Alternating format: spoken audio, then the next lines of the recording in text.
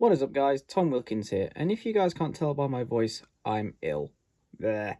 Anyway, I am back with a review on the not brand new, not recently released, but yet to be released in the UK. All engines go, push along, whiff. Now, same story with Toby, if you've seen that review. This guy has not been released in the UK yet, not that I know of anyway. I had to import this guy off of Australian eBay because I managed to find a listing for a decent price, decent shipping. So I thought, what the hell? This guy's probably not going to come for another few months. Might as well get him while I can. And yeah, just another example of Mattel's terrible distribution. But hey, let's not beat a dead horse. You can see his promo picture up there. He looks fairly decent. He's got a very tall funnel. Whiff in All Engines Go is kind of odd because of all the characters to bring back in All Engines Go, he was definitely not on the top of my list, but I am happy that he is in this show because he is a pretty fun character. He's like this fun inventor sort of character, and he's a good, adult figure. But does the toy represent that very well? Yeah, I don't think so. But anyway, let's get into it. So let's go ahead and get this guy unboxed. Sorry if my voice is very tired. Had a very sore throat today, so probably shouldn't be recording this now. But hey, I want the clout from reviewing this guy. So there we go. And here is Whiff, Whiffy Woo himself. First impressions. This guy is pretty light.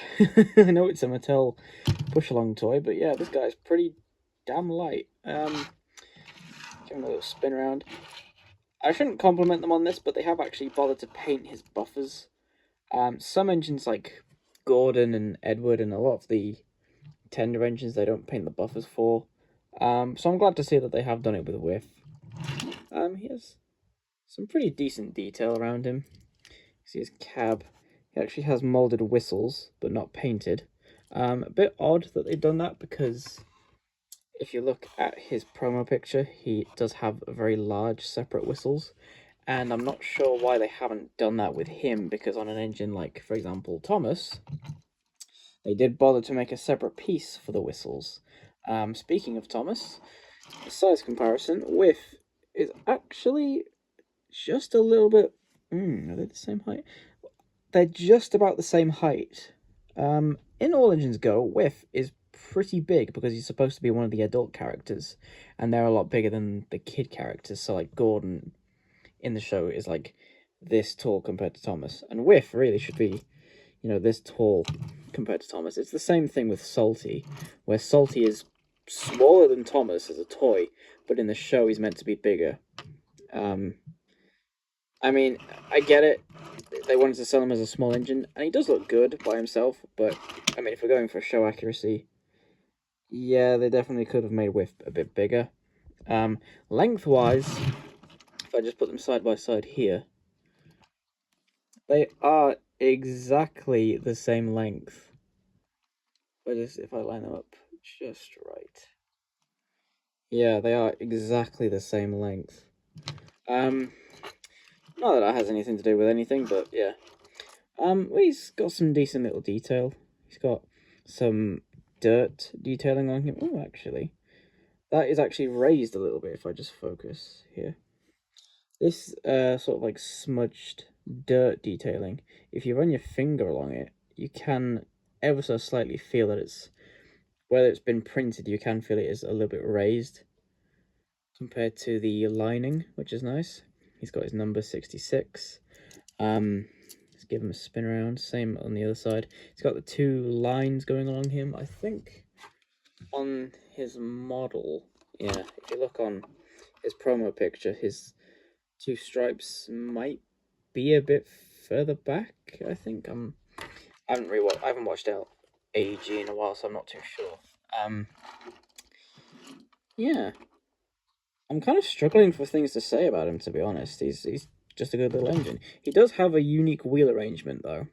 So in the show, well, in the original show, and Aerolite, the engine that Whiff is based on, is a 224, I believe, is the correct name of the arrangement. And most toys didn't represent that. The first diecast toy to get that right, actually, was the 2013 Take and Play Whiff. The best Whiff model they ever made, in my opinion. The take-along and the original take-and-play Whiffs had this size wheel for both sets of wheels, where in reality this is the driving wheel, so it should be bigger. And it took until the 2013 take-and-play to actually get that right. I mean, most kids aren't going to notice that, but it is, really cool that they did bother to update that. And they have done a similar thing here. In the show, Whiff does have a bigger wheel where his driving wheel is, but I think the rest of them are the same size, this smaller size. So they have represented that accurately. And it is nice because, like I said, Whiff and Thomas are exactly the same length, but they did go out of their way to give him a unique wheel arrangement, which is something that they didn't bother to do with, like, Nia, for example, where in the show she has, 4 wheels, all like the medium size, but her toy just gave her 6 wheels like Thomas. So I do like that they've done that. They've gone out their way and made Whiff a little bit more accurate. His face, I haven't touched on his face yet. His face is pretty good. He's got his glasses. They're not molded pieces, unfortunately. They are just printed on, but that's par for the course for Whiff toys now. He's looking to the side, which is pretty nice. I do like it when they give the engines unique, like angled expressions. Yeah, I don't think they will ever make a variant of Whiff with a straight face, though, so if you're going to have, like, a scene where Whiff is talking to someone, you can't really do it like this, because it'll be a bit awkward. You'd have to do it like this, where he's looking at them. But, I mean, obviously that's besides the point. His bunker is pretty par for the course. It's a separate piece, much like Thomas's, where it comes down and sharply goes up with the coal. It does look nice. His green is also very nice. I think in the show it is meant to be a lot darker than this. It's almost like a black sort of green. But for the toy, it does look good. In fact, you can probably see with the wheels are black. They're not like a very, very dark green. They are black wheels. It does have some little ridge detail along here. On his actual toy, if I bring this back, unlike the actual real-life engine, these are like springs, I think, or these are ladders, and then these are suspension, like something to do with suspension, I think. I'm not entirely sure how Aerolite works, but in the toy they have, well, it's just little nubs of plastic, but they have represented it at least. He's got his name on the bottom, copyright 2022.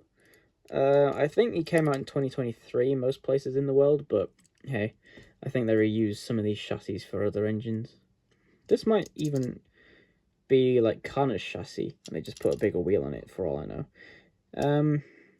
Yeah, like I said, kind of struggling for things to say about him. He is a decent representation of Whiff. I'm very glad that of all characters, Whiff is in All Engines Go. I mean, so like we've got some very random picks for All Engines Go. Like we know that Duck is coming back as a push along soon.